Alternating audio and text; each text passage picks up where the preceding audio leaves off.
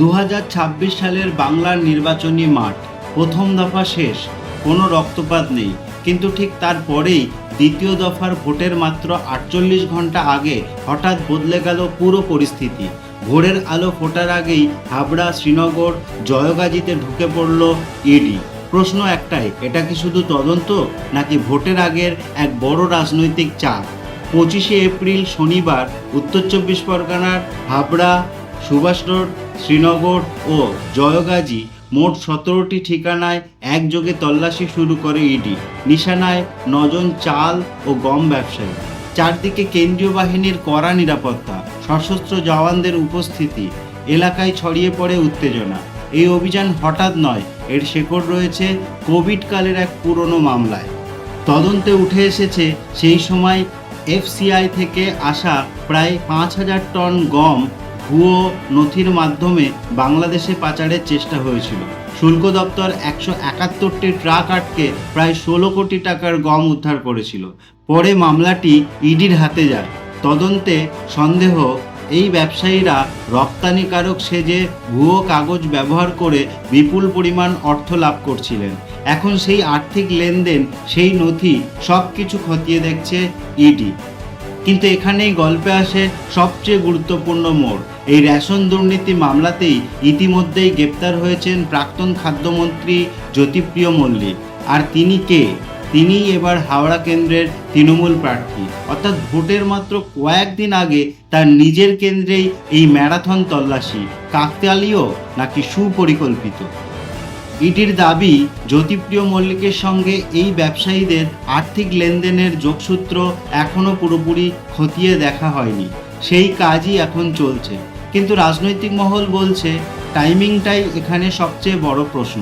কারণ এই মামলা নতুন নয়, বরং বহুদিন ধরেই তদন্ত চলছে। তাহলে ঠিক ভোটের আগেই এই হানা কেন? এখানেই ছবিতে ঢুকে পড়ে দ্বিতীয় বড় ঘটনা। প্রথম দফার ভোট শেষ হওয়ার পরই কেন্দ্রীয় স্বরাষ্ট্রমন্ত্রী অমিত শাহ এক সাংবাদিক বৈঠকে দাবি করেন 152টির মধ্যে 110টির বেশি আসনে জিততে চলেছে বিজেপি। তার ভাষায়, বাংলার মানুষ ভয় থেকে ভরসার দিকে এগোচ্ছে। 92% বেশি ভোট পড়াকে তিনি বলেন পরিবর্তনের ইঙ্গিত। একদিকে ইডির অভিযান, দুর্নীতির তদন্ত, অন্যদিকে বিজেপির আত্মবিশ্বাস, পরিবর্তনের দাবি। এই দুই ঘটনাকে কি আলাদা করে দেখা যায়, নাকি এগুলো একই রাজনৈতিক ন্যারেটিভের অংশ? অমিত শাহ শুধু নির্বাচনের ফল নিয়েই থেমে থাকেননি। তিনি স্পষ্ট বার্তা দিয়েছেন 5ই মের পর অঙ্গবঙ্গ কলিঙ্গে বিজেপির শাসন প্রতিষ্ঠা পাবে।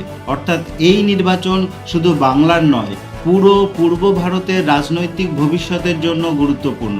আরও এক ধাপ এগিয়ে তিনি ঘোষণা করেন বাংলার পরবর্তী মুখ্যমন্ত্রী হবেন ভূমিপুত্র, যিনি বাংলায় জন্মেছেন, বাংলায় পড়েছেন, বাংলাতেই কথা বলেন। সরাসরি বহিরাগত ইস্যুকে চ্যালেঞ্জ।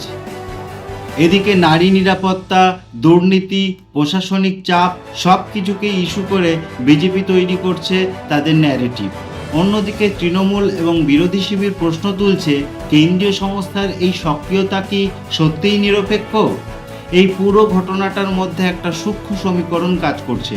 একদিকে ইডির অভিযান সাধারণ মানুষের মনে দুর্নীতির প্রশ্নকে সামনে নিয়ে আসে, অন্যদিকে এই ধরনের অভিযান শাসক দলের প্রতি সহানুভূতিও তৈরি করতে পারে, যদি মানুষ এটাকে রাজনৈতিক চাপে ফেলার চেষ্টা হিসাবে দেখে। আরেকটি গুরুত্বপূর্ণ দিক, ভোটের শতাংশ। 92.88% ভোট পড়া নিঃসন্দেহে নজিরবিহীন। কিন্তু এই সংখ্যাকে ঘিরেও বিতর্ক রয়েছে। বিরোধীদের দাবি, প্রকৃত ভোটার সংখ্যা কমে যাওয়ায় শতাংশ বেড়েছে। নির্বাচন কমিশনের তথ্য আবার অন্য কথা বলছে। অর্থাৎ সংখ্যার খেলাতেও তৈরি হয়েছে আলাদা ন্যারেটিভ। সব মিলিয়ে বাংলার নির্বাচন এখন শুধুই ভোট নয়, এটা পারসেপশনের লড়াই। কে মানুষের মনে বিশ্বাস তৈরি করতে পারবে, সেটাই আসল। হাবড়ার ইডি অভিযান কি শুধুই আইনি প্রক্রিয়া, নাকি এটা ভোটের আগে একটি কৌশলগত বার্তা? আর অমিত শাহের 110 আসনের দাবি, তা কি বাস্তবে মিলবে, নাকি ভোট বাক্স খুললেই বদলে যাবে সমীকরণ? এই দুই সমান্তরাল ঘটনা, একটি তদন্ত, একটি রাজনৈতিক দাবি তৈরি করেছে এক জটিল পরিস্থিতি, যেখানে সত্য আর পারসেপশনের সীমারেখা ক্রমশ ঝাপসা হয়ে যাচ্ছে। শেষ পর্যন্ত সিদ্ধান্ত নেবে বাংলার মানুষই। তারা কি এই অভিযানকে দুর্নীতির বিরুদ্ধে লড়াই হিসাবে দেখবে নাকি রাজনৈতিক প্রভাব হিসাবে? তারা কি পরিবর্তনের দিকে ঝুঁকবে নাকি স্থিতাবস্থাকেই বেছে নেবে? আপনার কি মনে হয় ভোটের ঠিক আগে এই ইডি অভিযান কি সত্যিই নিরপেক্ষ তদন্ত নাকি এটি পরোক্ষ নির্বাচনী প্রভাব তৈরি করার একটি কৌশল? কমেন্টে জানাতে ভুলবেন না।